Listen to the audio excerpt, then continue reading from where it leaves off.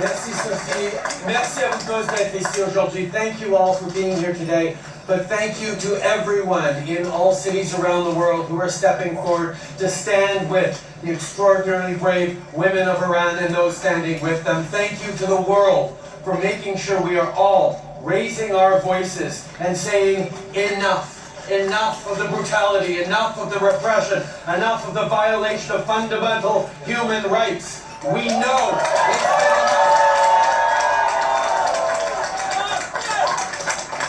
Over the past more than 1,000 days, I've gotten to know, unfortunately, so many family members of those who lost loved ones in PS 752. Yet another example, but a particularly terrible and horrific one, of the Iranian regime's disregard for human life, disregard for its own citizens, disregard for basic justice and accountability, and Canada stands with those families, and all Canadians stand with all those. You will remember in the terrible days and weeks following that shootdown, the emotions pouring out from across the country, because it wasn't just Iranians who were lost in that. It wasn't just Iranian Canadians, like that's a subcategory of Canadians. It was Canadians lost in that shootdown, and all Canadians grieve along with those families, along with those innocents killed from all different countries on that terrible flight. That is what Canada is. And over the past years, even as we have worked with the international community, as we have pushed and we continue to push, and I know there's so much more to do, the brutal regime in Iran has continued to ignore basic rights, to ignore voices that said they need to be accountable, they need to deliver justice, they need to recognize their responsibility and fault, and they denied, and they continued. And the outrage of the world over the past 1,000 days, and the outrage of the world over the past many, many years of what is happening from this brutal regime that does not represent the beautiful Iranian people, that does not represent the spirit of Iran.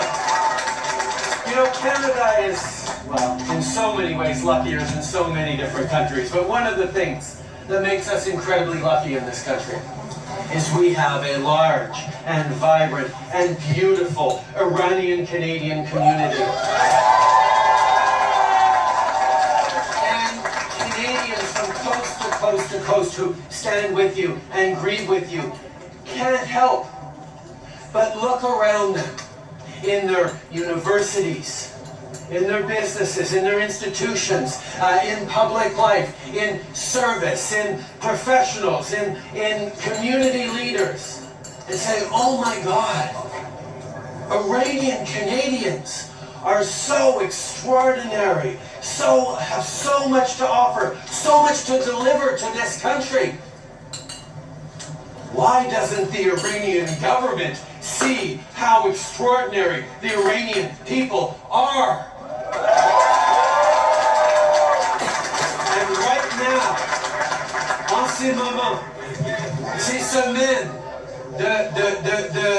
d'action et de rassemblement, à des moments où nous pleurons tous la perte de Massa Amini, il y a 40 jours, at this assembly of people here, when we see too many young girls and young women and grandmothers being abused.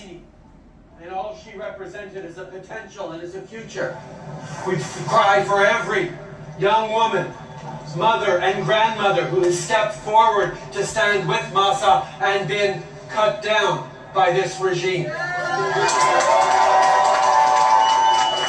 We stand as Canadians. We stand as citizens of the world to say enough is enough. This has to stop. And we know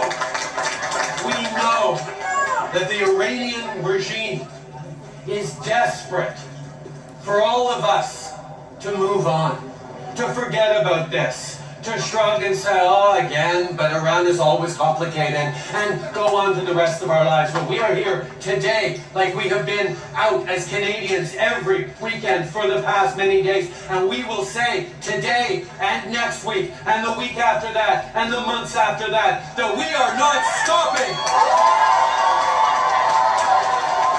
That we will not be quiet.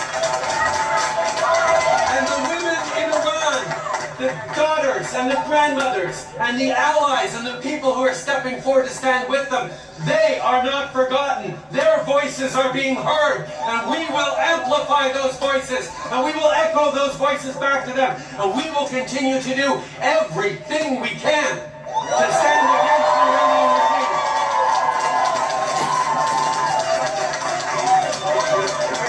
And I know, and you know, there is more to do. We have moved forward with unprecedented sanctions, and we have actually moved to list the Iranian regime and leadership, including the IRGC leadership, under the strongest measures we have in Canada. The same measures we used to go after Bosnian war criminals, the same measures we used to go after those responsible for the Rwandan genocide.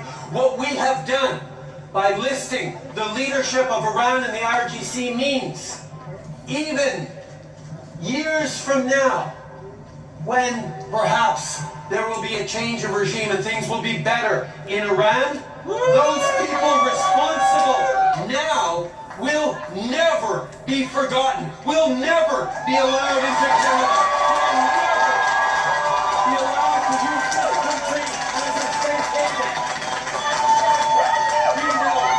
We know there are people in Canada now who have benefited from the corrupt, from the horrific regime in Iran, and who are hiding amongst this community, this beautiful community, taking advantage of Canada's freedoms, Canada's opportunities, and using the riches they stole from the Iranian people to live a good life in Canada. But we say no more!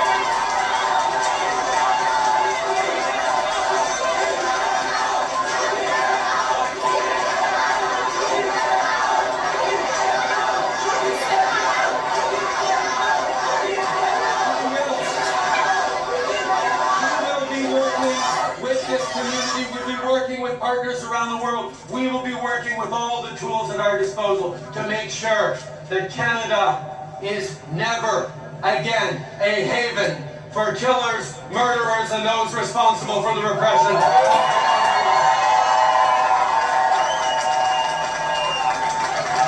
Et nous avons beaucoup de travail à faire encore.